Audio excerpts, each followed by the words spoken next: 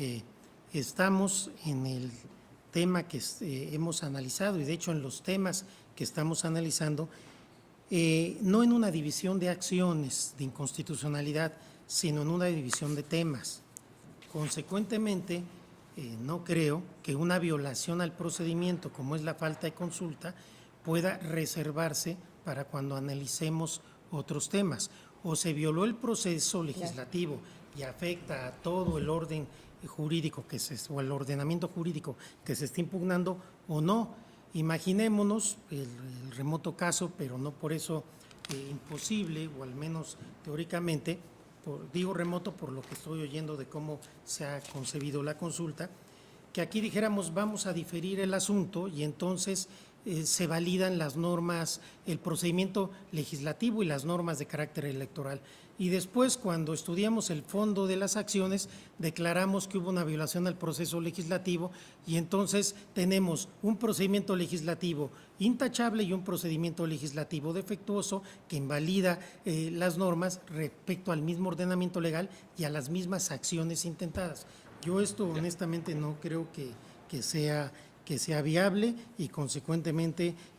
votaré porque sí es el momento de analizar esto. En segundo lugar, coincido con lo que ha dicho el ministro Franco en el sentido de la importancia de la Constitución que estamos analizando. Sin duda es un procedimiento inédito, cambia la naturaleza, la Constitución General primero y después la desarrolla esta Constitución específica del Distrito Federal a la Ciudad de México, se genera una Asamblea Constituyente electa para ese efecto de una manera también un tanto atípica y peculiar, que dio incluso lugar a una impugnación que al final ya no se analizó en cuanto a la integración de la propia Asamblea Constituyente, y desde el punto de vista político y de democracia e incluso histórico es extraordinariamente relevante. También es un hecho que los tiempos estaban muy ajustados y habrá que reconocer que la Asamblea tuvo que hacer una labor muy intensa y creativa para poder concluir la Constitución en el plazo que la Constitución General había establecido. Sin embargo, yo tengo dudas que de aquí podamos desprender que entonces hay una excepción para cumplir con una consulta de un tratado internacional para personas con discapacidad. Creo que así como se hicieron muchas consultas y un parlamento abierto y todo, se pudo haber hecho válidamente una consulta adecuada a las personas de discapacidad como se hizo a los pueblos y comunidades indígenas. Y por último, yo no comparto la interpretación que se hace del artículo del punto 4.4 de la Convención. Se nos dice aquí, y es la segunda vez que se escucha, que como este artículo dice que esto no puede menoscabar ningún derecho que ya se encuentre en la Constitución o en el ordenamiento jurídico mexicano, entonces pues no es posible que se invalide por falta de consulta, con lo cual las consultas se convierten prácticamente en una llamada a misa, quien quiere va y quien no.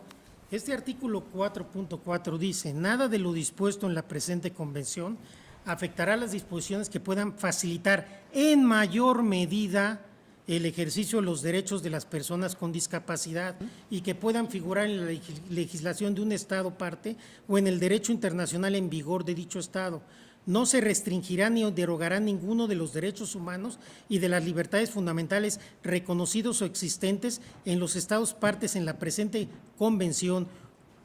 de conformidad con la ley, las convenciones y los convenios, los reglamentos o la costumbre, con el pretexto de que la presente convención no se reconocen estos derechos o libertades o se reconocen en menor medida. Esta cláusula lo que se refiere es que los derechos de la Convención de Personas con Discapacidad es un mínimo. Los estados obviamente pueden dar más derechos, los pueden ampliar, y estos derechos ampliados, estos derechos más desarrollados en la protección de las personas son aquellos que no se pueden ver afectados por las disposiciones de esta convención. A mí me parece que esta es la lectura que tiene que tener este precepto, que por lo cual es muy frecuente que se encuentre en todos los tratados en materia de derechos humanos y consecuentemente no creo que pueda servir para justificar que habiendo una violación a esta convención, digamos que es irrelevante porque no puede tocar aquello que fue afectado por la falta de respeto y de cumplimiento de lo que marca esta convención. Gracias, presidente. Gracias, señor ministro.